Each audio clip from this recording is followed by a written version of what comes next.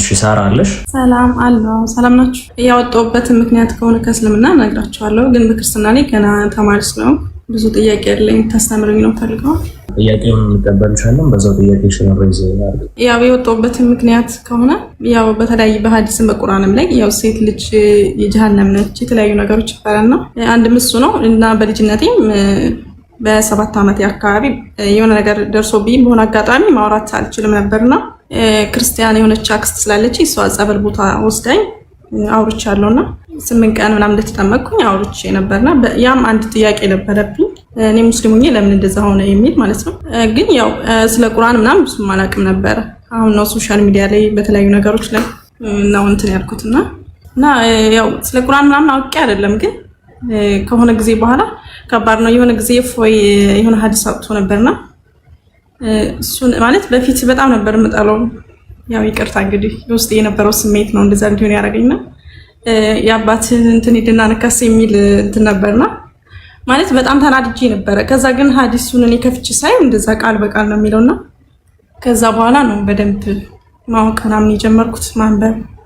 ያው ስለ ክርስትናው ሙሉ በሙሉ አውቄ አይደለም፣ ግን ክርስቲያን ባልሆንም አሁን ተመልሼ ሙስሊም አልሆንም። ምክንያቱም አሁን ብሰግድም ብጾምም ምንም ጥቅም የለም፣ ምክንያቱም ኦልሬዲ የጀሃነም ብሎኛልና እሱም ነው እና የተለያየም እኔ ክርስቲያን አሉ አክስቶቼ ምናምን ክርስቲያን ናቸውና ካፊሮች እንግዳሉ የተለያየ ነገር አለ ገፍትሯቸው እና ደግሞ ብዙ ሲሆኑ ኢቭን እንኳን ጫማቸውና ልብሳቸው የተለያየ ነገር ይልበሱ የሚል ነገር አለ በተለያየ ቦታ ላይ ማለት ነው።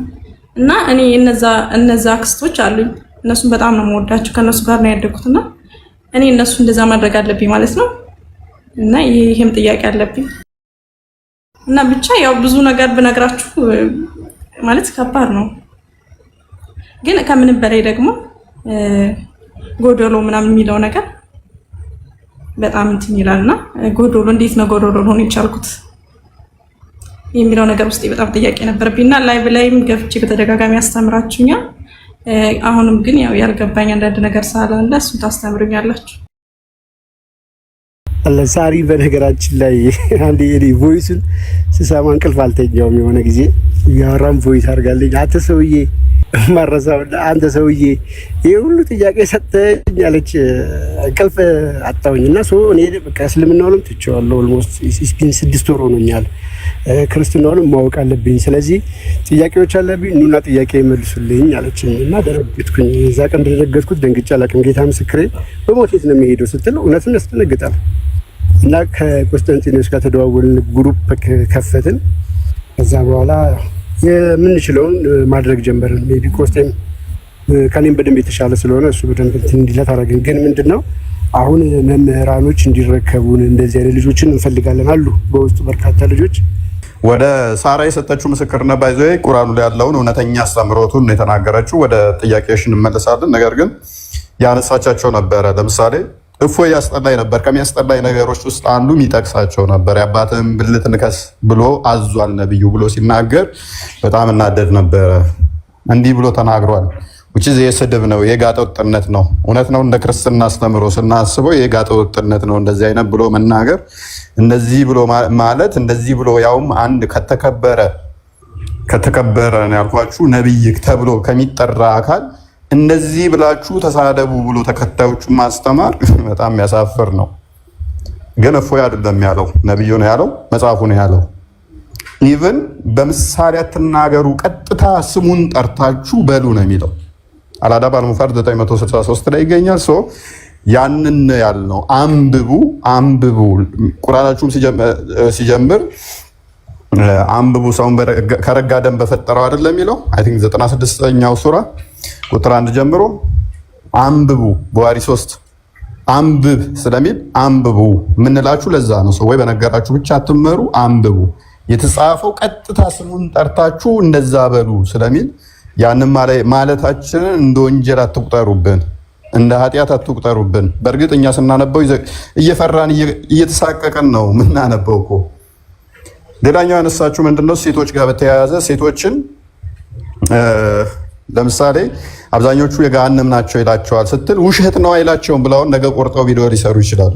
ይላቸዋል ስለሚላቸው ነው። ቡሃሪ 304 ላይ አብዛኞቹ የገሃነም እንደሆኑ ስለሚያስቀምጠው ሴቶቹ አይምሮ ጎዶሎ ስለሆኑ የአይምሮ ጉድለት ስላለባቸው የአይምሮ ጎዶሎ ስለሚለን ነው አለች። ነገ ቆርጠው አይልም ቀጣፊ ብለው ይሰራሉ።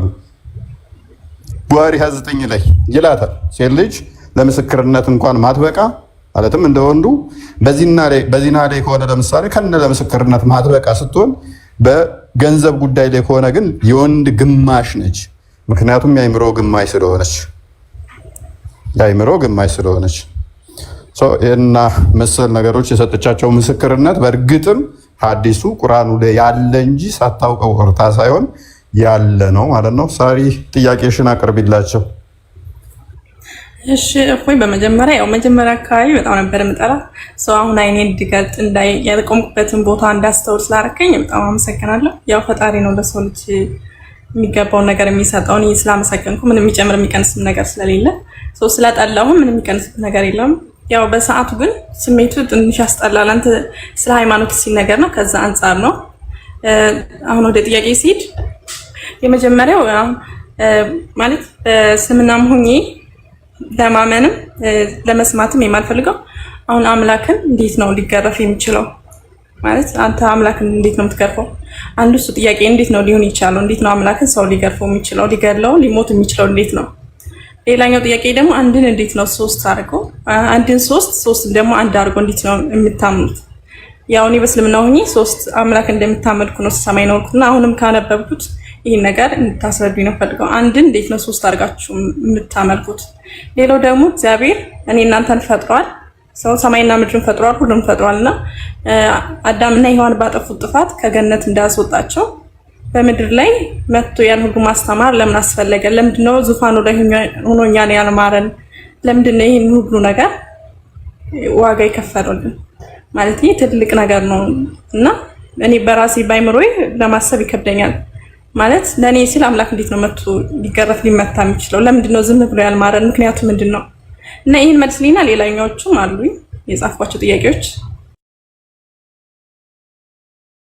መምህራኖች ቀጥሉ። እናንተ እያላችሁ እኔ ማውራት ሳይጠበቅብኝም አይ ቲንክ እናንተ ቀጥሉ ብትሉ ድንቅ ነበር። ግድ የለም እህታችን በጣም ድንቅ ጥያቄ ነው ያነሳሽ። ቢቻል ማስታወሻ ይዘሽ ደግሞ በደንብ መልሱን መስማት ተገቢ ነው። ቀዳሚው ጥያቄሽ ምንድነው የነበረ? አምላካችን ነገረ ስጋዌና ምስጢረ ሥላሴ ይባላል። ሁለቱ አሁን ያነሳሽው ሐሳብ በነገረ ስጋዌ አካላዊ ቃል ወልደ እግዚአብሔር ኢየሱስ ክርስቶስ ስግው ሆኖ በእመቤታችን ተወልዶ የደረሰበትን ስቃይ፣ በደል፣ ግርፋት፣ ሞትና ትንሣኤ ለምን አደረገው?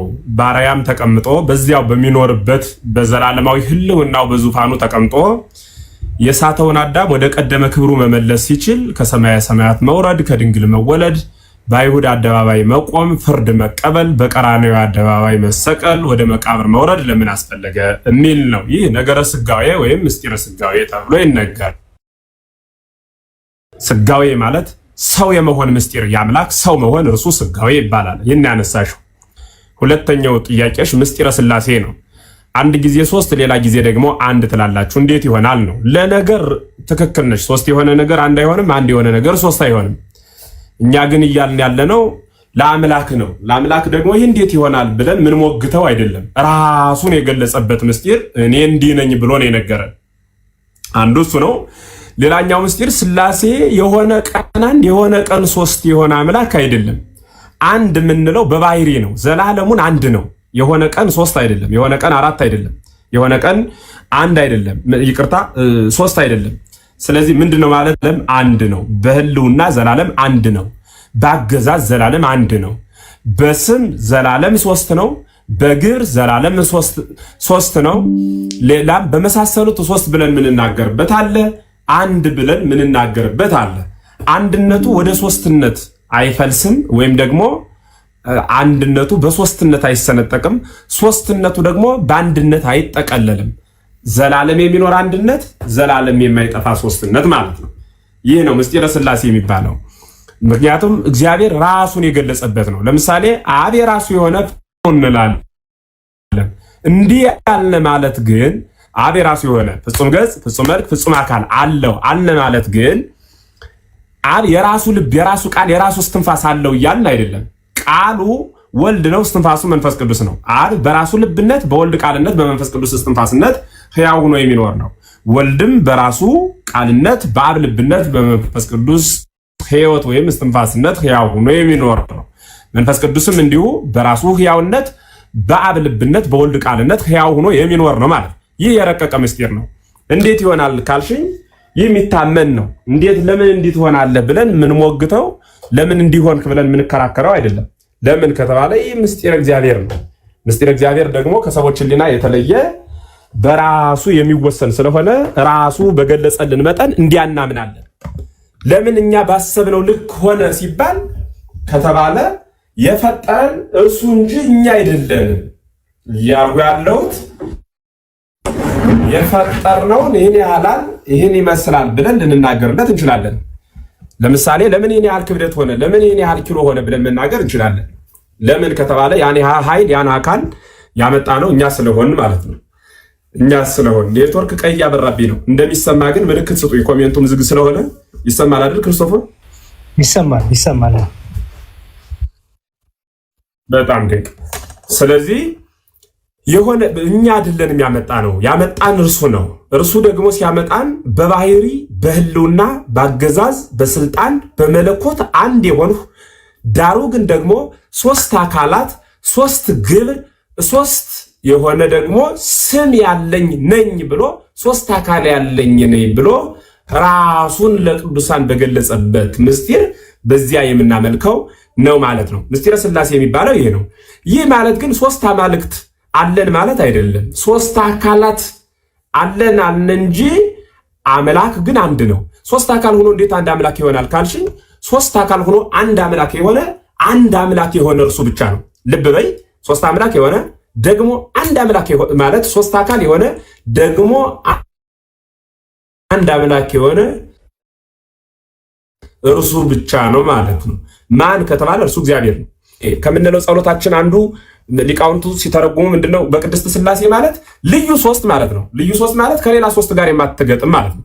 ሌላ ሶስት ነገር ብንቆጥር አንድ ቢነሳ ሁለት ይቀራል፣ የተለያየ ነገር ይሆናል። አንዱ ፊት የመጣ አንዱ በኋላ የተገኘ ሊሆን ይችላል። በእነርሱ ዘንድ ግን አብ አባት ስለሆነ ወልድን፣ ወልድ ልጅ ስለሆነ ከመንፈስ ቅዱስ ከአብ የማያንስ ትክክል የሆነ ብላ ቤተክርስቲያን ታስተምራለች። ምስጢረ ሥላሴ ነገ ከነገ በኋላ እየተማር ስትሄድ የሚገለጽልሽ ነው ማለት ነው። ወደ ነገረ ሥጋዌ ስመጣ ለምንድን ነው አዳም በደለ? አዳም ከበደለ በኋላ ቃል ገባለት፣ መጦ ተወለደ። መጦ ከሚወለድ ቃልም ከሚገባ ዝም ብሎ ባለበት አያድነውም ነበር ወይ ብለሽ ላነሳሽው ጥያቄ ረቂቅ ምስጢር ነው ያለው። ይህ ምስጢር ምንድነው? አዳም አትብላ የተባለውን ዕፀ በለስ በላ። ይህን ዕፀ በለስ ሲበላ ከመብላቱ በፊት እግዚአብሔር ትእዛዝ ሰጥቶታል። አዳም ኦሪት ዘፍጥረት ምዕራፍ 2 ቁጥር 17 ስታነቢ ወይቤሎ እግዚአብሔር ለአዳም እምኩሉ ዕፅ ዘሃሎ ውስተ ገነት ብላ ወምጽእጽ ዝታሪቡ ሰናይ ወእኩይ ትብላ ምንውስ መበለት ትበልም ወተት መውት። በአማርኛ ልተርጉመው። እግዚአብሔርም አዳምን አለው በገነት ያለውን ሁሉ ብላ፣ ይችን ዕፅ ግን እንዳትበላ፣ ብትበላ የሞት ሞት ትሞታለህ ብሎ ነገረው። ልብ በሉ አትብላ፣ ብትበላ ደግሞ የሞት ሞት ትሞታለህ አለው። ማን ነው ባዩ? እግዚአብሔር። የሚባለው አካል ማን ነው? አዳም ነው። አዳም አሁን ይችን እንጨት በላ። እግዚአብሔር መሐሪ ነው። ልብ በሉ፣ እግዚአብሔር መሐሪ ነው። እንዳይምረው የሞት ሞት ትሞታለህ ብሎታል። እንዳይገለው መሐሪነቱ ሊቀር ነው። ልብ በሉ፣ እንዳይምረው ፍርዱ ሊታጠፍ ነው። ደግሞ እንዳይተወው ደግሞ የሞት ሞት ትሞታለህ ብሎታል። እግዚአብሔር መሐሪነቱም የማይቀርበት ፍርዱም የማይቀርበት ቀጭን ጎዳና አበጀ ማለት ራሱን ሰው አደረገና የአዳምን ሞት በራሱ ተሸከመና ነሳ ደዌነ ወጾረ ሕማመነ እንዲል ኢሳይያስ ደዌያችንን ያዘ ሕማማችንን ተሸከመ እንዲሉ ነቢያት የአዳምን ደዌ አድርጎ የአዳምን ፍርድ በራሱ ላይ ተሸከመ። ይህ ማለት እንደ መሐሪነቱ አዳምን ማረው፣ እንደ ፈራጅነቱ ፍርዱን በራሱ ላይ ተሸከመ። አምላክ ለምን ተደበደበ? ለምን ቆሰለ? ለምን በፍጡር እጅ ወደቀ ሲባል አዳምን የሞት ሞት ትሞታለህ ስላለው የአዳምን ሞት ለመሸከም በራሱ ላይ ራሱን ሰው አደረገ ማለት ነው። ቃል ስለገባ አይደለም፣ የሆነ ነገር ስለሆነ አይደለም። የሞት ሞት ትሞታለህ ስላለው የአዳምን ሞት ሞተለት። እንደ መሐሪነቱ ማረው፣ እንደ ፈራጅነቱ በራሱ ላይ ፈረደ። ግልጽ ነው አይደል እህቴ? እንደ ፈራጅነቱ የፈረደው በራሱ ላይ ነው። እንደ መሐሪነቱ የማረው ማንን ነው? አዳምን ነው ማለት ነው። ይህ ምስጢር የተራቀቀበት ነው። ነገረ ስጋዊ የሚባለው ያ ነው። የእግዚአብሔር ቸርነቱን የምናደንቅበት ፈጣሪ ሲሆን በፍጡር እጅ። እንዲሁም አበው ሲተረጉሙ እግዚአብሔር ዓለምን ከፈጠረበት ጥበቡ ይልቅ ሰው ሆኖ ያዳነበት ጥበቡ እጅጉን ይረቃል ይደንቅማል ይላሉ። ምን ማለት ነው? ዓለምን መፍጠር የፈጣሪ ስራ ነው። ዓለምን መመገብ፣ ዓለምን ማሳለፍ፣ ዓለምን ማኖር የፈጣሪ ስራ ነው። አይደንቅም? የአንበሳ ስራው መስበር፣ መግደል፣ መብላት ነው። በጎችን ሲያገኝ ይህ አንበሳ ስራ ነው። በግ ውስጥ ግን ገብቶ በጓ አንበሳውን እየመታችሁ ወይም ደግሞ እየወጋችሁ ሲያለቅስ ብናገኘው ግን እንደነቃለን። ምክንያቱም የእርሱ ኃይሉ መብላት መስበር ስለሆነ። አሁን የተደነቅነው ዓለምን በመፍጠሩ ሳይሆን መፍጠርማ ግብሩ ነው፣ መፍጠርማ ባህሪው ነው። የተደነቅነው በፈጠረው ፍጡር ውስጥ ውህድ ሆኖ መጥቶ ተገኝቶ የፍጡርን ስጋ ተሸክሞ ዓለምን ማንቀጥቀጥ ሰማያትን መክፈት የሚችለው አምላክ እርሱ ግን ተጠማሁ እያለ ኤፍራጥስና ግዮንን የፈጠረ አምላክ የተጠማበት ምስጢር የተራቀቀበት ይህ በደለ አዳምን የተሸከመበት ምስጢር ነው ማለት ነው። ስለዚህ ሐሳቤ ግልጽ ከሆነ ለምንድነው ግን ሰው የሆነው? ለምንድነው ግን የተደበደበው? ለምንድነው ግን የወደቀው የተነሳው? ለምንድነው ግን መከራ የተቀበለው ከተባለ ይህ ሁሉ ምስጢር የተከናወነው በአዳም ላይ የፈረደውን ፍርድ በራሱ ለመሸከም ነው። ባይሸከመውስ ምን ይመጣ ነበር ቢሉ በአዳም በራሱ ላይ ይፈርድበታል። በአዳም ፈረደበት ማለት ደግሞ መሐሪነቱ ይቀራል ማለት ነው። ቢምረውስ ከተባለ ደግሞ ፍርዱ ይታጠፋል። ስለዚህ እግዚአብሔር ፍርዱ እንዳይቀርበት በራሱ ላይ ፈረደ፣ መሐሪነቱ እንዳይቀርበት በአዳም ላይ ምሕረት አወረደ። ይህ ምስጢር የተፈጸመበት ነገረ ስጋዊና ምስጢረ ሥላሴ ይባላል። በአጭር ሲገለጽ ቤተክርስቲያን የነገረችን ቤተክርስቲያን ያስተማረችን ከአበው ያገኘነው ከመጻሕፍት የተረከብነው ይህ ነው። በደንብ ሲበራራ ደግሞ ውስጣዊ ሐሳብ ስላለው በአንቺ ሐሳቤ ከብዶሽ ከሆነ አቅለው በሐሳብሽ ልክ ደግሞ ወንድሞች ይነግሩሻል። ሰላም ክርስቶስ ሁላችን እንረዳው ዘንድ ይርዳን። እግዚአብሔር ይስጥልኝ። ቃለ ሕይወት ያሰማልን። መምህር የነ ቅዱስ ጳውሎስን የአባቶቻችን የመምህራኑ ጸጋ ያድርልን። ሳራ የገባሽ እና ያልገባሽ ካለ ጠይቂን። የገባሽን ይሄ ገብቶኛል፣ ደግሞ ያልገባሽ ካለ ደግሞ ይሄን ተጨማሪ ማብራሪያ እፈልጋለሁ።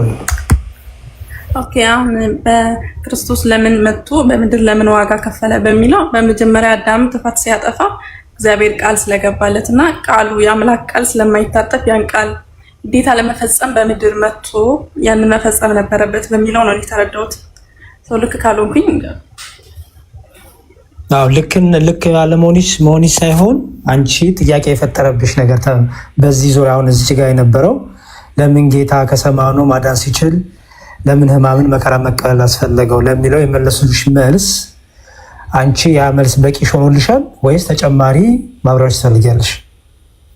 አሁን ባልኩት ሁኔታ የተረዳሁት ልክ ከሆነ ኦኬ፣ እሺ፣ ጥሩ። ተጨማሪ ነገሮችም ካሉ በኋላ እንጨምርልሻለን። ሁለተኛው ጥያቄሽ የነበረው ደግሞ ምንድነው? የአንድነትና ሶስትነት ስለ ሥላሴ ሶስትነት በምንድነው አንድነት በምንድነው የሚለውንም አብራርተውልሻል መምህራችንና እዛ ላይ ሲያለሽ ማረዳ እንዴት ነው? ጥያቄ የፈጠረብሽ ነገር አለ ወይስ? አዎ፣ እሱ ላይ ማለት ምንም አልተረዳው ማለት ይቻላል። አሁን ለምሳሌ አምላክ አንድ ሆኖ እያለ ሶስት ሆነ፣ ከዛ ደግሞ መልሶ አንድ ሆነ፣ ከዛ ደግሞ ቃሉ ነው የእግዚአብሔር ቃል ነው ኢየሱስ የእግዚአብሔር ቃል ነው ይላል አይደል? እንዴት ነው የእግዚአብሔር ቃል? ከዛ ሰው ሆነ፣ ከዛ ደግሞ አሁን ምንድን ነበር ያልከኝ? ሶስት ሆነ፣ ከዛ አንድ ሆነ። እሱ አልገባኝም። እንደገና ደግሞ በመጽሐፉ ላይ እኔ አንድም ሶስትም ነኝ ብለዋል። ማለት አሁን ኢየሱስ በምድር ሲያስተምር ለ12ቱ ሐዋርያት እኔ አንድም ነኝ ሶስትም ነኝ ብለዋል። ልክ አሁን እንደተረዳሁት እንዳስረዳችሁ መጽሐፉ ላይ ያለ ማለት በዛ አንግል ነው እንደዚህ እየተባለ ያለው እና ሞር ደግሞ መጽሐፉ ላይ ብታሳዩኝ እና ብረዳው በጣም ደስ ይለኛል። ኦኬ፣ እሺ። ሌላው ይቅርታ ስልክ እየገባብኝ ነው። እሺ፣ የመጀመሪያው ማወቅ ያለብሽ ነገር በደንብ ስሚኝ ሳራ። አምላክ በእኛ ጭንቅላት ምሳል በእኛ ጭንቅላት ይሄ አምላክ እንዲህ ቢያደርግ እንዴት ይሆናል፣ እንዲህ ቢሆን እንዴት ይሆናል የሚባል አይደለም። አምላክ በራሱ አምላክነት ባህሪው አንደኛው ምንድነው? ከአይምሮ ከጭንቅላት በላይ ነው። ለጭንቅላች የተመቸሽ አምላክ ካለ እርሱ ጣዖት ነው የሚሆነው። ኦኬ፣ አምላክነት ያሰኘው አምላክ ራሱ ያሰኘው አንደኛው ባህሪው ምንድነው? ከአይምሮ በላይ ሆኖ አንቺ ግን አማኟ በእምነት የምትረጁ ነው። በእምነት የምትቀበዩ ነው። ኦኬ ራሱን ይገልጣል እሱ በወደደው። አማኙ ያን አምላክ በገለጠበት ራሱን ይረዳል።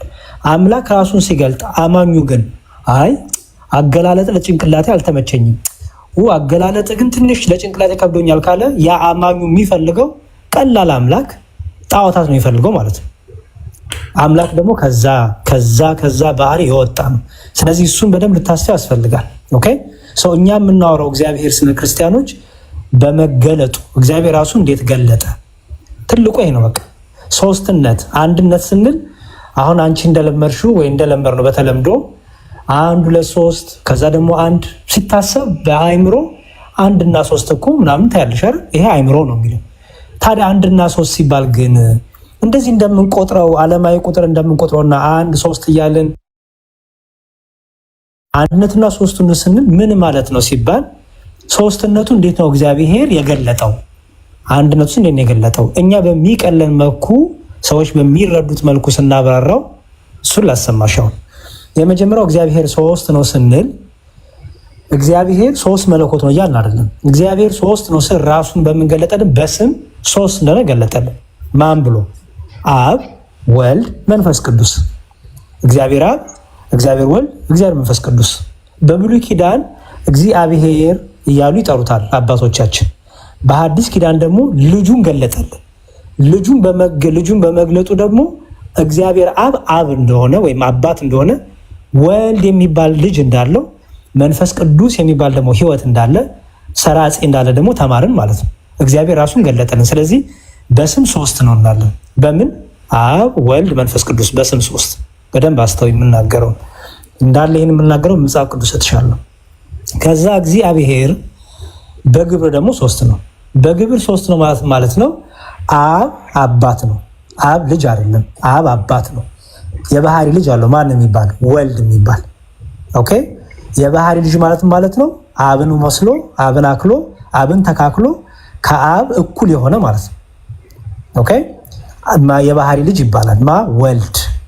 ከዛ ደግሞ መንፈስ ቅዱስ አለ። ከአብ የሚወጣ ከአብ የሚሰርጽ ወይም መንፈስ ቅዱስ የአብና የወልድ ሕይወት እስትንፋስ የተባለው ማለት ነው።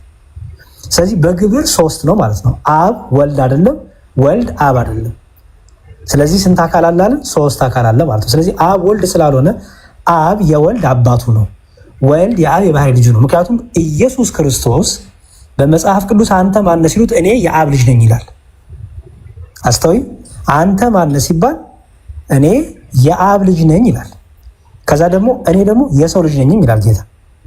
የሰው ልጅ የተባለው ለምንድን ነው? ከድንግል ማርያም ስለተወለደ በስጋ ማርያም ስለተገለጠ የሰው ልጅ ይባላል። ግን ደግሞ አስቀድሞ እሱ ታዲያ የት ነበረ ቢባል በክብሩ ከአባቱ ጋር ነበረ። ይሄንን ደግሞ ሲናገር እኔ ከአባቴ ዘንድ ወጥቼ መጥቻለሁ አለ ጌታ። ኦኬ ጥቅሶቹን አሁን እሰጥሻለሁ ማለት ነው። እኔ ከአባቴ ዘንድ ወጥቼ መጥቻለሁ አለ።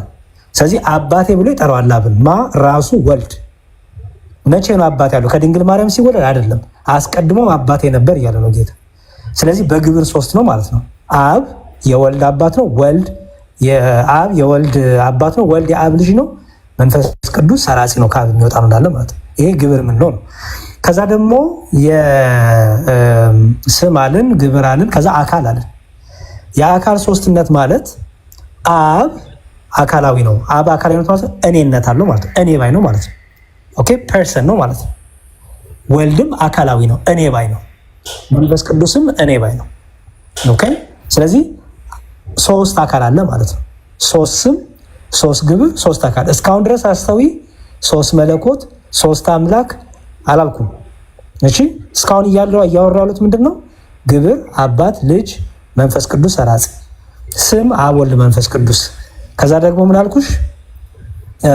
ስም አካል እና ግብር። አካል ደግሞ አብ ፍጹም አካል ፍጹም ገጽ፣ ወልድ ፍጹም አካል ፍጹም ገጽ፣ መንፈስ ቅዱስ ፍጹም አካል ፍጹም ገጽ። እኔነት ማለት ነው አለ። ወደ መለኮት ስትመጪ ግን ወደ አምላክነት፣ ወደ መለኮትነት፣ ወደ ፈጣሪነት፣ ወደ ገዢነት፣ ይህን ዓለም ወደ መፍጠር፣ ይህን ዓለም ወደ ማሳለፍ፣ ወደ ፍቃድ፣ ወደ እውቀት ስትመጪ ግን አንድ ነው እንላለን። የተለያየ እውቀት የለም፣ የተለያየ ፈቃድ የለም፣ የተለያየ መለኮት የለም፣ የተለያየ አምላክ የለም። አንድ አምላክ፣ አንድ መለኮት፣ አንዲት ስልጣን፣ አንዲት አገዛዝ፣ በሶስቱ ስም አንድ መለኮት፣ በሶስት ግብር አንድ እግዚአብሔር፣ በሶስት አካል አንድ መለኮት እንላለን ማለት ነው። ይህን ሁሉ በመጽሐፍ ቅዱስ አሳየኝ ካልሽኝ አሳይሽ። ትልቁ ያሉን ጥቅስ እያልሽ ነው አይደለ? አልነገርከኝም እስካሁን ጥቅስ። አይ ኖ እኮ ልትይዥ ነው ወይ ማለት ነው። ምክንያቱም ቅድም ቃል በቃል መመር ያሉትን ነገሮች ስደግሚ ስላልሰማው በደንብ ተከታተይም ብዬ ነው። እሺ ኦኬ፣ ልጀምር። አሁን እንግዲህ ከዘፍጥረት ልጀምርልሽ። ለምን እስልምናን ተውኩት የሚለውን አንዴ ርዕሱን ወደ ጎን አድርግልኝ። ዲቫ ርዕሱን ጠጋ አድርግላቸው ዲያቆን። ካልተመቾት ዲያቆን እኔ እያወጣሁለት እርሱ መናገር ይችላል። እሺ እሱም ጥሩ ሀሳብ። እንዲሁም በስልኬን ወደ ደረታች ከማድረግ እሺ፣ ኮንሰንትሬት ትልቁ ላይ ሆነ አንዴ ትልቁ ላይ አርጎኛ ጀማ በጄ ስለሆነ ጥሩ፣ እንዲሁም ጥሩ ሀሳብ። እሺ የመጀመሪያው ዘፍጥረትን ነው ማሳየሽ። ኦኬ አሁን በደንብ አስተዊ። እግዚአብሔር ጥበብ ማስተዋል እኔም ላንቺም ይግለጥልን። ምንድነው የሚለው? ኮመንት ላይ ሀሳብሽ እንዳይበተን ቃሉ ላይ ብቻ ሁኚ። እሺ በመጀመሪያ እግዚአብሔር ሰማይና ምድርን ፈጠረ ይላል። በመጀመሪያ ማን ሰማይና ምድርን ፈጠረ? እግዚአብሔር። ምድርን ባዶ ነበረች፣ አንዳችም አልነበረባትም፣ ጨለማን በጥልቁ ላይ ነበር፣ የእግዚአብሔር መንፈስ በውሃ ላይ ሰፎ ነበር ይላል። ምን አገኘን? እግዚአብሔር ሰማይና ምድርን ፈጠረ። ቀጥሎ ደግሞ የእግዚአብሔር መንፈስ ደግሞ ይላል። ያሹ እዚህ ጋር የእግዚአብሔር መንፈስ አለ፣ ደግሞ እግዚአብሔር ይላል፣ የእግዚአብሔር መንፈስ ይላል ደግሞ። ኦኬ ቅድም ቤሽ ነበረ መንፈስ ቅዱስ ቤሽ አልነበረ? እግዚአብሔር መንፈስ ቅዱስ፣ የእግዚአብሔር መንፈስ በውሃ ላይ ሰፎ ነበር ይላል። ኦኬ ከዛ ደግሞ እግዚአብሔርም ደግሞ ይላል ብርሃን ይሁን አለ፣ ብርሃንም ሆነ ይላል። እሺ አሁን ይሄ ሁሉ ገና ፍጥረት እየተፈጠረ ነው። ፈጣሪ እግዚአብሔር ፍጥረትን እየፈጠረ ነው። አሁን እዚህ ውስጥ እግዚአብሔር ይሁን ብሎ ሲፈጥር ታያለሽ፣ በቃሉ ሲፈጥር አይደል? አሁን በቃሉ ሲባል ደግሞ ምን ማለት ነው የሚለው ደግሞ በኋላ ስለመጣበት በደንብ አስምሪባት ይችላል። በቃሉ ሲፈጥር ታያለሽ። መንፈስ ቅዱስም ደግሞ በዚህ መፍጠር ውስጥ ደግሞ አለ አይሾርም። ምክንያቱም የእግዚአብሔር መንፈስ ይላል። ኦኬ በደንብ አስተያየ የእግዚአብሔር መንፈስ። ኦኬ አሁን እግዚአብሔር አለ፣ የእግዚአብሔር መንፈስ አለ፣ ደግሞ የእግዚአብሔር ቃል አለ አይደል? ሁሉን ብርሃን ይሁን እያለ እየፈጠረ ያለው ማለት ያው ሁን የሚልበት ቃል አለው ማለት ነው። አይ ቃል እንደ ቃል ሲባል ምን እንደሆነ አላሳይሽ ነው ገና። ኦኬ እግዚአብሔር አለ፣ የእግዚአብሔር መንፈስ አለ፣ ከዛ ደግሞ የእግዚአብሔር ቃል አለ ማለት ነው። አዎ ኦኬ የእግዚአብሔር ቃል ንግግር አይደለም፣ ፈጣሪ ነው፣ አድራጊ ነው። ምክንያቱም በቃሉ አይደለም የሚፈጥረው። እዚህ ጋር አሁን ብርሃን ሁን ሲለው ሆነ ማለት አሁን ሆነ የሆነበት ቃሉ ማለት ነው። ቃሉ ፈጣሪ ነው። ኦኬ የእግዚአብሔር አይደለም፣ ምክንያቱም በቃሉ አይደለም የፈጠረው። ስለዚህ የእግዚአብሔር ቃል ምንድነው ማለት ነው? ፈጣሪ ነው፣ ሰሪ ነው አይደል? በኋላ ይሄ ቃል ምን እንደሆነ ላሳይ ስለፈለኩኝ ነው። ኦኬ የእግዚአብሔር መንፈስን አገኘን፣ የእግዚአብሔር ቃልን አገኘን፣ እግዚአብሔርን አገኘን አይደል? በጣም መልካም። እሺ እዛው ዝቅ ብሎ ሚና መሰለሽ እግዚአብሔርም አለ ይላል። እግዚአብሔር ደግሞ አለ ምን አለ? ሰውን በመልካችን እንደ ምሳሌያችን እንፍጠር አለ። አስተዊ ተናጋሪው ማን ነው? እግዚአብሔር አይደል? ግን ሲናገር ምን አለ? ሰውን በመልኬ እንደ ምሳሌ አለ። እንደ ምሳሌያችን በመልካችን እና እንደ ምሳሌያችን። ከዛ ደግሞ ይላል እንፍጠር አይደል? እንፍጠር ሲል አሁን አንድ አይደለም ጎበዝ። ሰውን በመልካችን እንደ ምሳሌያችን። አሁን በእስልምና አላህ በብዙ ሲያወራ በብዛት ሲያወራ ራሱን በብዙ ሲያወራ ምን ነበር የተማርሽው? ራሱን እያላቀ እያገዘፈ አይደል? በክርስትናው እንደዛ ብሎ ነገር የለም። እግዚአብሔር ራሱን ማላቅ ማግዘፍ አይጠበቅበትም። እኛ እናገነዋለን፣ እኛ እናገዝፈዋለን እንጂ እግዚአብሔር እኛ እያለ እንደ ምድራዊ ነገስታት እኛ እያለ ራሱን ማላቅ ማግዘፍ አይጠበቅበትም። እግዚአብሔር እኛ እያለ ሲናገር ሶስትነቱ እየተናገረ ነው። መንፈስ ቅዱስን እየተናገረ ነው። አብን እየተናገረ ነው። አካላዊ ቃልን በስጋ ከመገለጡ በፊት ማለት ነው። ኋላም ከስጋ ተገለጠ በኋላ ደግሞ ወልድን እየተናገረ ነው እንጂ ሸሄ ለሰክሽያ ወይ ምንድነው ራስን ለማላቅ ራስን ለማግነን አይደለም። ገባሽ? እኛ ፍጥረቱን እናገነዋለን እንጂ እግዚአብሔር ራሱን ለማግነን ከማን ጋር ይወዳደራል? እግዚአብሔር ይወዳደራል? አይ ራስን እስቲ ስታስቢ አምላክ ራሱን ለማግነን ራሱን ለማላቅ መጣጣር አለበት እንዴ? ከማን ጋር ይወዳደራል? አምላክ ከማንም ጋር ይወዳደር ማለት እዚህ በእኛ እግዚአብሔር እኛ እኔ እያለ ሲያወራ አንድነቱን እኛ እያለ ሲያወራ ደግሞ ሶስትነቱን። አሁን ለዚህ ነው ቅድም ብዬሻለሁ የእግዚአብሔርን ነገር መገለጡን ነው የምናምነው እኛ። ገባሽ? ጭንቅላቴ የሚመቸኝን አይደለም ማምነው። ጭንቅላቴ የሚመቸኝማ ቀላል አምላክ ነው። በጭንቅላቴ የሚደርስበትማ ቀላል አምላክ ነው። ያ ደግሞ ጣዖት ነው። ለጭንቅላቴ የሚመቸኝ አምላክ ከፈለኩ ክርስትናው የሚጠይቅሽ ከአንቺ ምንድን ነው? እግዚአብሔር እንዴት ተገለጠ? ከዛ ነው የምንጀምረው። እኔ እንዴት ይቅለለኝ ሳይሆን እግዚአብሔር ራሱ እንዴት ገለጠ ነው። ስለዚህ እግዚአብሔርም አለ ምን አለ? ሰውን እግዚአብሔርም አለ ሲል አንድነቱ ይነግርሻል አይደል? እግዚአብሔሮችም አሉ አላለም ማለት እግዚአብሔርም አለ ምንም በል አይ መልአክ አይደለም ፍጡር አይደለም እንደነሱ። ስለዚህ ፍጡራን አይደሉም ማለት እዚህ ጋር እንፍጠር ተብለው ፍጡራን ይጠራሉ። አይ ታዲያ እንፍጠር ሲል እግዚአብሔር ምን ማለት ነው ስትይ አሁን መልስ ላሰጠሽ ነው። እንፍጠር ሲል ከማን ነው እንፍጠር እያለ ያለው ስትይ መዝሙረ ዳዊት ላይ ይሄንን ግልጽ አድርጎ ያስቀምጥልሽ። መዝሙረ ዳዊት መዝሙር 33 ላይ እንዲህ ይላል።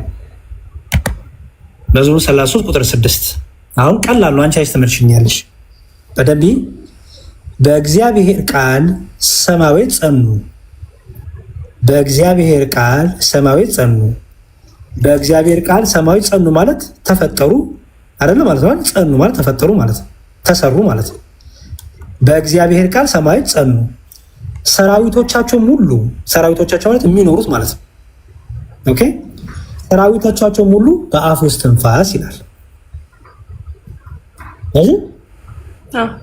እዚህ ጋር አሁን ፈጣሪ እግዚአብሔር ፈጣሪ ቃሉ ህይወት ሰጪ ደግሞ የአፍ ውስጥ ትንፋስ ይላል አይደል? እስትንፋስ ማለት መንፈስ ቅዱስ ነው። እሱን ልመጣልሽ ጎበዝ። አሁን እዚህ ጋር እንፍጠር ሲል ማን እየሆነ እንደሆነ ገብቶሻል። እስትንፋስ ብሎ የሚጠራው ማለት ነው መንፈስ ቅዱስን። ቃል የሚለው ደግሞ ወልድ እንደሆነ አሳይሻለሁ።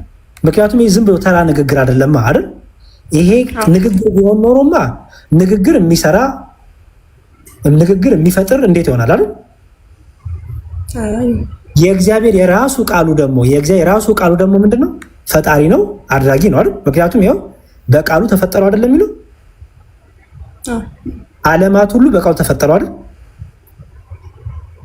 ስለዚህ እንፍጠር ሲል እግዚአብሔር ቃሉን እና መንፈስ ቅዱስን እየተናገረ እንደሆነ ገባሽ አሁን? ምክንያቱም ፍጥረቱ ሁሉ የተፈጠረው በመንፈስ ቅዱስ ህይወትነት ሰጪነት አይደል? በእግዚአብሔር ቃል ፈጣሪነት። ስለዚህ መንፈስ ቅዱስም ቃልም አብም እግዚአብሔር አብም ፍጥረትን ፈጠሩ አይደል? አንዱ እግዚአብሔር ፈጠረ በሶስትነቱ አይደል?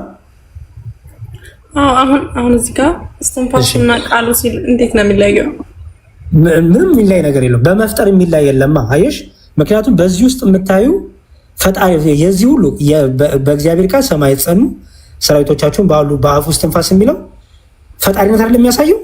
ምክንያቱም አንዱ ከአንዱ አይለይማ። እስትንፋስን መንፈስ ቅዱስ አይደል? ምን አገኙ ማለት አሁን እስትንፋስ መንፈስ ቅዱስ ነው። ሰው ቃልና እስትንፋስ የሚለው እንዴት ነው የሚለየው? አይለይም።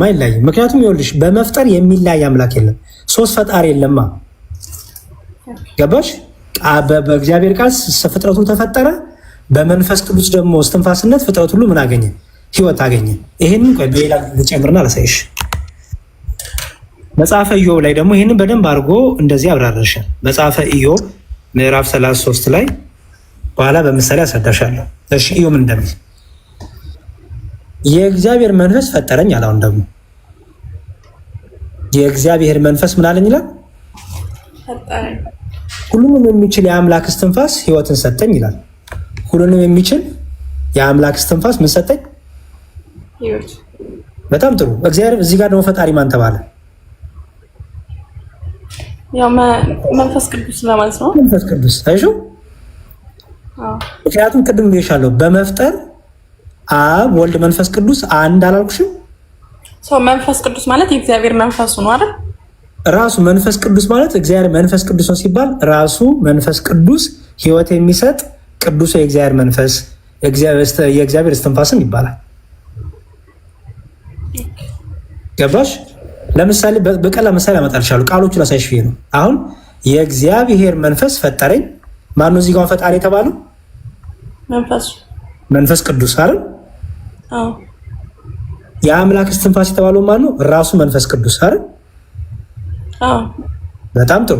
ቅድም ማን ፈጣሪ ተባለ? ቃል አይደል? በእግዚአብሔር ቃል ተፈጠሩ አይደል የሚለው?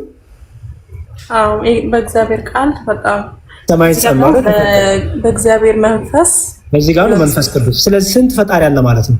አንድ ፈጣሪ አይደል? ምክንያቱም መንፈስ ቅዱስ የሚሰራው ማን ይሰራል ማለት ነው? ቃልም ይሰራል። እግዚአብሔር ቃል ይሰራል ማለት አይደል? የእግዚአብሔር ቃል የእግዚአብሔር ወልድም እግዚአብሔር አብም እግዚአብሔር መንፈስ ቅዱስም ፈጣሪ ነው ማለት ነው አይደል? አዎ ዙሮ ሁሉም ከእግዚአብሔር የወጡ ናቸው ነው። አንድ መንፈስ በቃ አንድ ይቅርታ አንድ አምላክ ያለው በመፍጠር አንድ ፈጣሪ ነው ያለው። አሁን ደግሞ ጌታ ራሱ የተናገረውን ደግሞ ላሳይሽ። ኦኬ ወደ አሁን ይሄ ያሳየሽ በጣም ጥቂት የሆኑ ከብሉይ ኪዳን ያሳየሽ።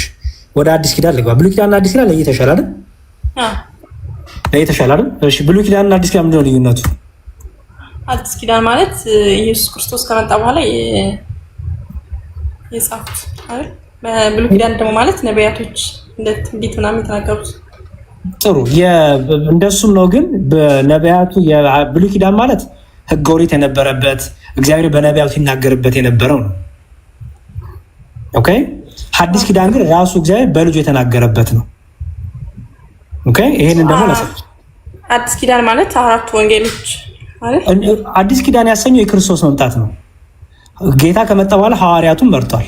አዲስ ኪዳን ያሰኘው ጌታ በመምጣቱና አዲስ ኪዳን ስለተደረገ ነው። እሱን በሌላ ቀን ኪዳን ሁለቱ ኪዳናት ብሉይ ኪዳንና አዲስ ኪዳን ሲባል ምን ማለት ነው የሚለውን ደግሞ አሳይሻለሁ። እሺ ኦኬ እሺ አሁን ደግሞ ምን ላሳይሽ? ሁለት ክፍሎች አሳይሽ። በደንብ አስተውይሽ። የዮሐንስ ወንጌል ምዕራፍ 1 ላይ እንዲህ ይላል፣ በመጀመሪያ ቃል ነበር ይላል። በመጀመሪያው ቃል ነበር ሲባል ይሄ መጀመሪያ የተባለ የትኛው ነው? መጀመሪያ ማለት መጀመሪያ ነው። ቃል ማለት መጀመሪያ ነበር ነው። በመጀመሪያው ሲል ቅድም ኦሪት ዘፍጥረት ላይ በመጀመሪያ እግዚአብሔር ሰማይና ምድርን ፈጠረ ሲል ምን ማለት ይመስልሻል? አሁን እዛ እግዚአብሔር የፈጠረበት ቃሉ ማለት ነው። ኖ እሱን አለ የጠየኩሽ ሳርዬ። በመጀመሪያ የምትሆነው ገና እዚህ በመጀመሪያ ጋር ያለሁት በመጀመሪያ ማለት ትርጉሙ ነው ጥቂት። አዎ ጎበዝ፣ እሱን የጠየኩሽ። ለምሳሌ በመጀመሪያ እግዚአብሔር ሰማይና ምድርን ፈጠረ ስል ምን ያልኩኝ ነው? በመጀመሪያ ማለት ምንም ሳይኖር በፊት ማለት ነው። በጣም ፍጥረት ከመፈጠሩ በፊት ማለት ነው አይደል? አዎ ፍጥረት ከመፈጠሩ በፊት ካልኩኝ ፈጣሪ አለ ማለት ነው አይደል? ፍጥረት ከመፈጠሩ በፊት ካልኩኝ ፈጣሪ አለ አይደል? ምክንያቱም ፍጥረትን ያስገኘ ፈጣሪ አለ። ምንም ሳይኖር ፈጣሪ አለ፣ ከዛ ፍጥረት። ስለዚህ በመጀመሪያ ሲባል ፍጥረት ከመፈጠሩ በፊት ማለት ነው አይደል? ምንም ሳይኖር በፊት መጀመሪያ።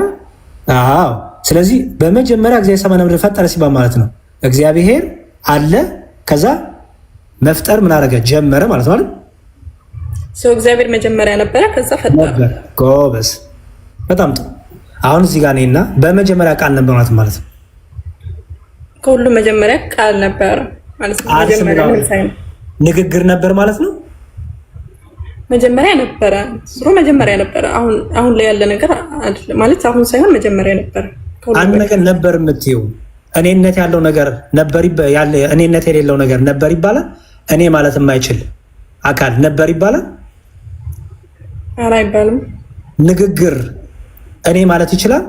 ንግግር ብቻ አሁን ለምሳሌ እኔና አንቺ የምናወራው ንግግር አለ አይደል? ከኔና ካንቺ በፊት ነበር? አይ አይደለም፣ ከኔ ስለሆነ የሚወጣው ከኔ በፊት የለም። በጣም ጥሩ። ታዲያ እዚህ ጋር በመጀመሪያ ቃል ነበር ከተባለ ቃል ነበር ሲል ነበር የሚለው ምን ያሳይሻል? እኔነትን ያሳይም ያሳያል። ቃል ነበረ ማለት ቃል ነበረ መጀመሪያ ነበር። መጣሽልኝ። ስለዚህ ቅድም በዙረ ዳዊት ላይ በእግዚአብሔር ቃል ሰማዮች ጸኑ ሲል ያ ቃል እየተባለ ይጠራው ማን እንደሆነ እየገባሽ ነው? እኔነት ያለው እንደሆነ አካላዊ እንደሆነ። ኦኬ አሁን እግዚአብሔር ቃል እዚህ ጋር ክርስቶስ ወልድ የተፈጠረበት ቃል ነው ይሄ። ይኸውልሽ ቆይ በመጀመሪያ ቃል ነበር ነው የሚለው አይደል? ገና ዝቅዬ ገና ነብልሻለሁ። ነበር የምትለዋን እንድትፈቻልኝ ፈልጌ ነው። ነበር ሲባል ንግግር ነበር ማለት ነው። ነበረ መጀመሪያ ነበረ ማለት ነው። እኮ ለንግግር ነበረ ታያለሽ። ንግግር ብቻ ከሆነ ነበር ይባላል። ለንግግር እንደዛ አይደለም። ንግግር እንዴት ነበረ? መጀመሪያ ነበር እኔነት አለ ማለት አይደል? እኔ ማለት ይችላል ማለት አይደል? ይችላል። ጎበዝ። ስለዚህ ቅድም በመዝሙረ ዳዊት ላይ በእግዚአብሔር ቃል ሰማያት ጸኑ ሲል ቃል የተባለው ምን እንደሆነ ገባሽ? አሁን እንጃ ማለት ይሄ በዚህ ቃል ነው ሰማይ የጸናው ማለት ነው። አዎ ይሄው ቃል አድራጊ ነው ፈጣሪ ነው አልኩሽም ቅድም። ኦኬ ስለነበረ ይሄ ነው የፈጠረው ማለት ነው። ታችም እዚህ ዝግ ብላ ነው ይፈታልሻል። ይኸው ከዛ በመጀመሪያ ቃል ነበር፣ ቃልም ደግሞ ከማን ጋር ነበር አለ? በእግዚአብሔር ዘንድ ነበር። አይሹ እርሱ የነበረ እግዚአብሔር ከመጀመሪያም የነበረ ነው አይደል? በጣም ጥሩ። ስለዚህ ከእግዚአብሔር ጋር ነበር። ራሱ ደግሞ ቃልም ማን ነበር ይላል? እግዚአብሔር ነበር። በጣም ጥሩ። ቃልም እግዚአብሔር ነበር ካልሽ ይህ ቃል ማን ነው ማለት ነው? እግዚአብሔር ራሱ ቃል ማን ይባላል ስሙ? እንጃ እግዚአብሔር ነው። አዎ ቃልም እግዚአብሔር ነበር ይላል እግዚአብሔር። እሺ ስለዚህ ቃል የሚለው ንግግር አይደለም ማለት አይደል? እኔ ባይነት ምክንያቱም እግዚአብሔር ቃልም እኔ ባይነት አለው አይደል? እግዚአብሔር አዎ ጎበዝ። ስለዚህ ቃልም እግዚአብሔር ነበር። ይህ በመጀመሪያው በእግዚአብሔር ዘንድ ነበር። አሁን ይኸው ሁሉ በእርሱ ሆነ፣ ሁሉ በእርሱ ሆነ፣ ከሆነውም አንዳችሁ ካለ እርሱ አልሆነም። እርሱ የተባለው ማን ነው እዚህ ጋር? እግዚአብሔር ነው። እግዚአብሔር ቃል። ምክንያቱም ይኸውልሽ ስለ ቃል ነው። በመጀመሪያ ቃል ነበር፣ ቃልም እግዚአብሔር ነው፣ በእግዚአብሔር ዘንድ ነበር፣ ቃልም እግዚአብሔር ነበር። አረ እያለ ስለ ቃል አይደለ እያወራ ያለው? አዎ። ስለዚህ እዚህ ጋር እርሱ የተባለው ማን ነው ማለት ነው? እግዚአብሔር አይደል? እግዚአብሔር ቃል አይደል? ምክንያቱም ያው እግዚአብሔር ቃል ነው። ምክንያቱም ያው ቃልም እግዚአብሔር ነበር ይላል። ቃልም እግዚአብሔር ነበር ካለ ማለት ሁሉ በእርሱ ሆነ።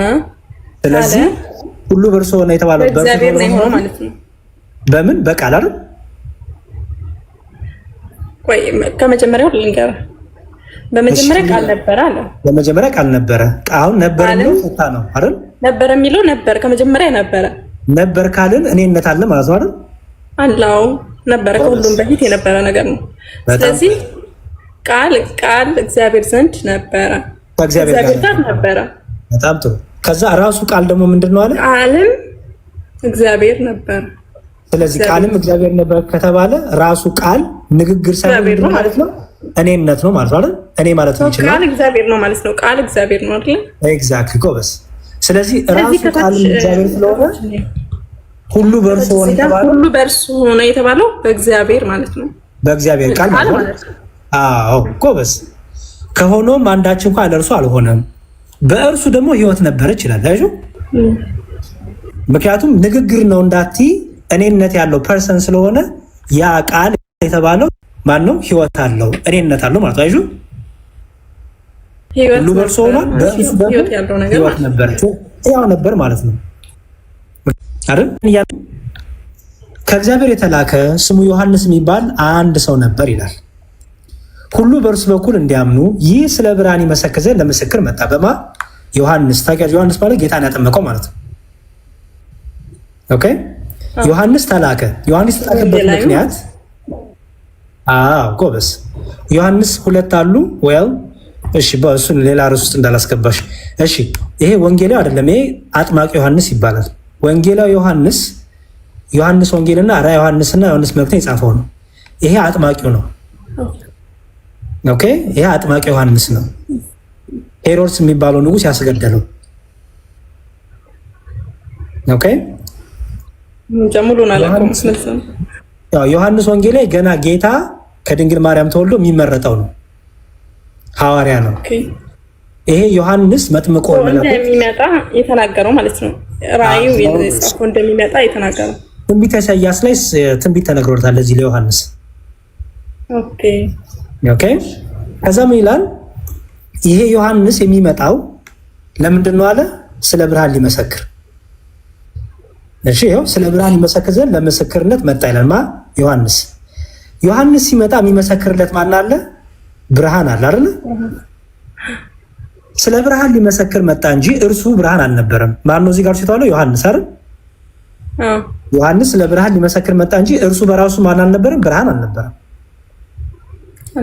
በዛም ይላል አሁን ለሰው ሁሉ የሚያበራው እውነተኛው ብርሃን ወደ ላይ ይመጣ ነበር ይላል።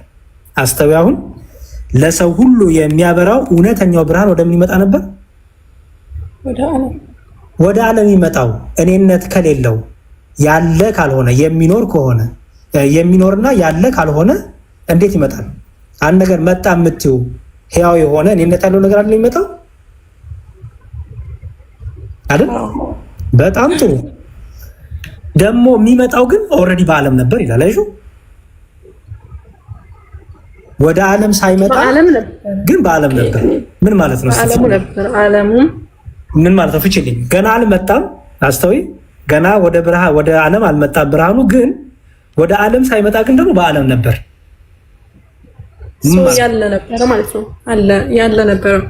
እግዚአብሔር ለምሳሌ አሁን ከኔና ካንቺ ጋር አለ አይደል? አለ። በሰማይም አለ አይደል? እግዚአብሔር የሌለበት ቦታ አለ? አይ የለም። ስለዚህ እዚህ ጋር ምኑን ያሳይሽ ነው? ያ ወደ ዓለም የሚመጣው እውነተኛው ብርሃን በዓለም ነበር ከተባለ እርሱ በሰማይም በምድርም የነበረ ነው ማለት ነው። አዎ የነበረ ነው። ምን ስለሆነ ነው ነበረ የምትዩ? በሰማይም በምድርም የነበረ ነው የምትዩ ምን ስለሆነ ነው? ለማን ነው ይሄ ባህሪ የሚሰጠው? ያው በዓለም ሁሌም የሚኖረው ለአምላክ ነው ሊሆን ይችላል። ጎበዝ። ስለዚህ እውነተኛው ብርሃን ወደ ዓለም የሚመጣው ብርሃን ከመምጣቱ በፊት ግን በዓለም ነበረ። ዓለሙም ደግሞ በእርሱ ደግሞ ሆኗል፣ ተፈጥሯል። አይሹ ዓለሙም በእርሱ ሆነ ይላል። አይሹ ከዛ በኋላ ምን መሰለሽ? ወደ እርሱ ወደ ሆኑት መጣ፣ የገዛ ወገኖቹ አልተቀበሉትም ይልና ቁጥር 14 ላይ ቃልም ስጋ ሆነ ይላል። ቃል ስጋ ሆነ። ቃል ማለት መጀመሪያ ዮሐንስ 1 ላይ የተነገረው ቃል ነው። ጎበዝ። እሱ አካላዊ ቃል። ቅድም ምን አለን? እርሱ እግዚአብሔር የሆነው ቃል አይደለ? እግዚአብሔር ቃል ወደ ዓለም ይመጣ ነበር አይደል የተባለው? ወደ ዓለም ሲመጣ በዓለም ነበረ፣ ግን ገና ወደ ዓለም ሲመጣ ግን ምን ይዞ መጣ ይላል? በምን ተገለጠ ይላል? ስጋ ሆነ። ቃልም ስጋ ሆነ ይላል። ስለዚህ ወደ ዓለም ሲመጣ ከድንግል ማርያም ተወልዶ በማኅፀነ ማርያም አድሮ ከድንግል ማርያም ከስጋዋ ስጋ ነስቶ ቃልም ምን ሆነ ማለት ነው? ስጋ ሆነ። አስተውይ። ቃልም ስጋ ሆነ። እሺ ቃልም ስጋ ሆኖ ተፈጠረ ይላል አይልም? ማለት ሆነ ነው የሚለው። በጣም ጥሩ። ጸጋንና እውነትንም ተሞልቶ በእኛ ምን አለ? አደረ። ስለዚህ ዮሐንስ ሊመሰክርለት የተላከው ያ እውነተኛው ብርሃን ያ በዓለማትን ሲፈጠር የነበረው ዓለማት የተፈጠረበት ያ ቃል እግዚአብሔር ቃል ምን ሆነ? ስጋ ሆነ። ሰው ሆነ ማለት ነው። ያው ስጋ ሰው ነው። ስጋ ሆነ ማለት ስጋ ሆነ ማለት ሰው ሆነ ማለት እኮ ነው። ሰው ሆነ። ስለዚህ እግዚአብሔር ሰው ሆነ የምንለው ከዚህ የተነሳ ነው። ምክንያቱም ቃል ምንድን ነው ብለናል ቅድም? ቃልም እግዚአብሔር ነበር አይደለም የሚለው? ቃል እግዚአብሔር ነበር። ቃል ፈጣሪ ነበረ። ያ እግዚአብሔር ቃል ምን ሆነ? ሰው ሆነ አይደል? ስጋ ሆነ ማለት ነው። ሰው ሆነ። አሁን ቃልም ስጋ ሲሆን ቃል ቃልነቱን አልለቀቀም፣ ስጋም ስጋነቱን አልተውም ማለት። ምክንያቱም ያው ቃል ምን ሆነ? ስጋ ሆነ ነው የሚለው። አይሹ ወይም ያው ቃል ምን ሆነ? የማይታየው ታየ ማለት ነው። ቅድም ወደ ዓለም ይመጣ ነበር ግን በዓለም ነበር አይደለም የሚለው? ወደ ዓለም ሳይመጣ ግን በዓለም ነበር፣ አላየነውም ነበር አይደል እስካሁን። አሁን ግን አየነው። ለምን? ምን ስለሆነ? ስጋ ስለሆነ። ሰው ሆኖ አይሹ ስጋ ሆነ። ስለዚህ እግዚአብሔር ሰው ሆነ እንላለን ማለት ነው። የእግዚአብሔር ልጅ እግዚአብሔር ሰው ሆነ እንላለን። ቃልም ምን ሆነ? ስጋ ሆነ። ያ እግዚአብሔር ቃል ምን ሆነ? ስጋ ሆነ። እዚህ ድረስ ገብቶሻል? ገባኝ። አሁን ዮሐንስ 1 ላይ የነበረው ቃል እግዚአብሔር ነው። የእግዚአብሔር ቃል ስጋ ሆነ ማለት ሰው ሆነ ማለት ነው። የእግዚአብሔር ቃል ወይም እግዚአብሔር ራሱ አይደለ? ምክንያቱም አንድ እግዚአብሔር አለ አይደለ? ያው ቃል ራሱ እግዚአብሔር ነው አይደል? የእግዚአብሔር ቃል እግዚአብሔር ቃሉ ማለት ነው። ቃሉ ሲባል ንግግሩ ማለት አይደለም። አስተውይ። ንግግሩ እኔን ያ የእግዚአብሔር ቃል ማለት እኔነት አለው። ራሱ እግዚአብሔር እኮ ነው። ምክንያቱም ይኸውልሽ ቃልም ማን ነው ይላል? እግዚአብሔር ነበር። ስለዚህ እግዚአብሔር እኔነት አለው አይደለ? እግዚአብሔር እኔነት አለው። እግዚአብሔር ፈጣሪ ነው። እግዚአብሔር መለኮት ነው አይደል? ስለዚህ ያው ቃል ራሱ ማን ነው? ራሱ እግዚአብሔር ነው አይደል? ይሄ ቃል እግዚአብሔር የእግዚአብሔር ቃል ወይም ቃል የተባለው እግዚአብሔር ምን ሆነ? ስጋ ሆነ፣ እንደኛ በእኛ መሀል አደረ ይላል። ከዛም ይላል ቃል ራሱ እኔነት ያለው ማለት ነው። በጎበዝ እኔነት አለው። ምክንያቱም ምን ተብሏል? በመጀመሪያ ምን ነበር ስለተባለ ቃል ነበር ስለተባለ መልሶ ደግሞ እግዚአብሔር ነበር ስለተባለ ነበር የተባለ ምንድን ነው? ራሱ እግዚአብሔር ነው። ምክንያቱም እግዚአብሔር የነበረ ነው አይደል? ይሄ ቃል ግን ታዲያ ማን ነው ስትይ፣ አሁን ቅድም ወልድን ያልኩበትን ላሳይሽ። ኦኬ ምን አለ ጌታችን ማን ነው? ቅዱስ ጳውሎስ በዕብራውያን መልእክቱ ምዕራፍ 1 ቁጥር 2 ላይ እዩ፣ ከጥንት ጀምሮ እግዚአብሔር በብዙ አይነትና በብዙ ጎዳና ለአባቶቻችን በነቢያት ተናግሮ ነበር አይደል? በነቢያቱ ይናገር በብሉይ ኪዳን አይደል? እዛ ግን ይላል ሁሉን ወራሽ ባደረገው ደግሞ ስታምቢልችን ዓለማትን በፈጠረበት በልጁ ይላል። በልጁ በዚህ ዘመን መጨረሻ ለእኛ ተናገረን። ዓለማትን የፈጠረው በማን ነው አለ? በልጁ። ጎበዝ። ልጁ ማን ይባላል ስሙ? በፊት በስጋ ከመገለጡ በፊት የእግዚአብሔር ቃል ወይም አካላዊ ቃል ይባላል። ኦኬ የፈጠረበት ቃል ነው። ስለዚህ ልጁ የተባለው ቃል ነው ማለት ኢየሱስ ክርስቶስ ማለት ነው። በኋላ በስጋ ማርያም የተገለጠው የአብ ቃሉ የአብ ልጁ የተባለው ማን ነው ማለት ነው? ወልድ ነው ማለት ነው። ቃል ጎበዝ። ምክንያቱም ያው ዓለማትን ሁሉ በፈጠረበት በማን ይላል? በፈጠረበት በልጁ ማለት በቃል ማለት ነው። የፈጠረበት ቃል ስለሆነ በፈጠረበት ሲባል ይኸውልሽ የአብ ቃሉ ማን ስለሆነ ነው? ወልድ ራሱ አይደል? ስለዚህ ወልድ መሆኑን ግን አሁን ወልድ መሆኑን አላየሁም። ግን የፈጠረበት ልጁ በፈጠረበት ከተባለ የፈጠረው በቃል ነው እኮ ልጁ ነው ቃሉ። ይኸው ዓለማት በፈጠረበት ማለት ልጁ ደግሞ ማን ነው? ወልድ የሚለው እንጃ አላየሁም እስካሁን። ቃል ነው እኮ ልጁ ማለት ነው። ልጁ የተባለው ማን ነው? የእግዚአብሔር ልጅ የተባለው ቃል ነው እኮ። ስለዚህ መጀመሪያ የተፈጠረበት ወልድ ምን ነው እኮ ልጁ የተባለው ነው። ግዕዝ እኮ ነው ባይዘ ወልድ ማለት ይኸውልሽ አቡ ማለት አባት ማለት ነው። አብ ማለት ግዕዝ ነው። እሺ ልጅ ማለት ወልድ ማለት ነው። አዎ ልጁ የተባለው ወልድ ነው። ኦኬ ምክንያቱም ይላል መሰለሽ። እሺ ደግሞ ይጨምርልሽ ዓለማትን በፈጠረበት በልጁ የሚለውን ያሻረን። ኦኬ እንግዲህ ዮሐንስ ወንጌል ላይ ኢየሱስ ክርስቶስ እንዲህ አለ።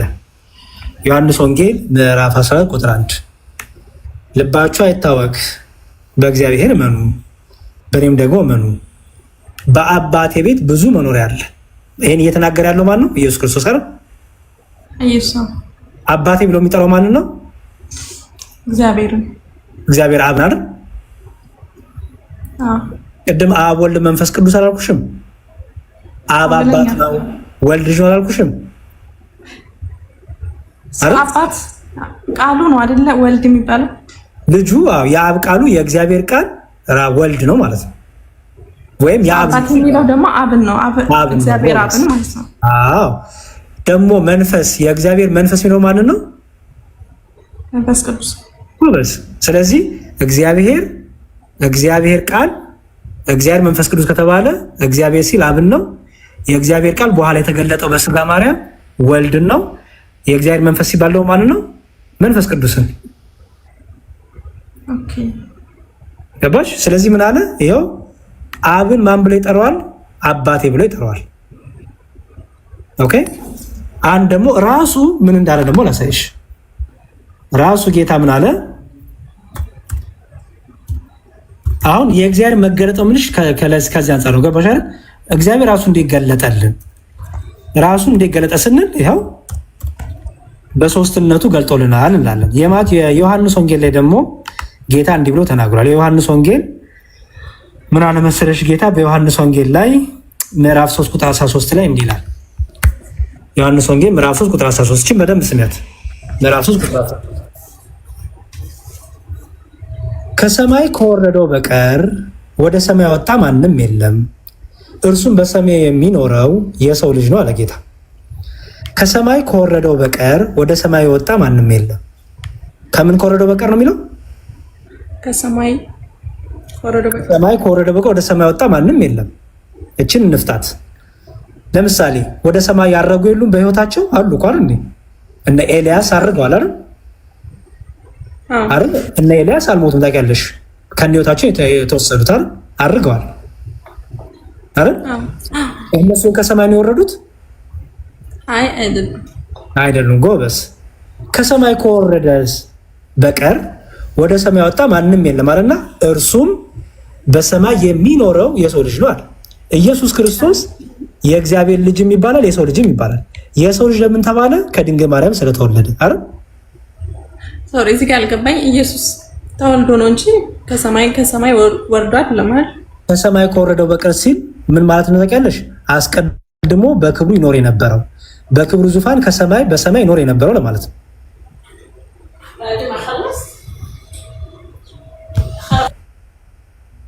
ስራ መጣባት መሰለኝ። ኦኬ ቀጥል። እሺ